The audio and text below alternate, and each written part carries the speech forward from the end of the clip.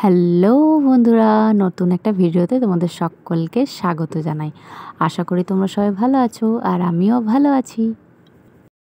আর আজ হচ্ছে বুদ্ধ পূর্ণিমা। বুদ্ধং শরণং গচ্ছামি। হে প্রভু, সকলের মঙ্গল করো, সুখ শান্তি সমৃদ্ধি দিও। আর পুজো হয়ে গেছে, আর নারায়ণ পুজোর সিন্নি প্রসাদ তো হবেই বলো। তো সিন্নি প্রসাদ কার কার খেতে ভালো লাগে বলো।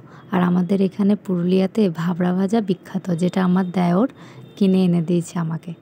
আর এরা দু ভাইও প্রসাদ খেয়ে নিচ্ছে। আর আজকে রান্না হয়েছে কাঁচা পোস্ত বাটলাম, আর আলু ভাজা করলাম, আর সব মিলিয়ে সাবুর খিচুড়ি আর চাটনি। আর বিকাল দিকে হয়েছে সিমুয়ের পায়েস, যেটা আমার খুবই ফেভারিট।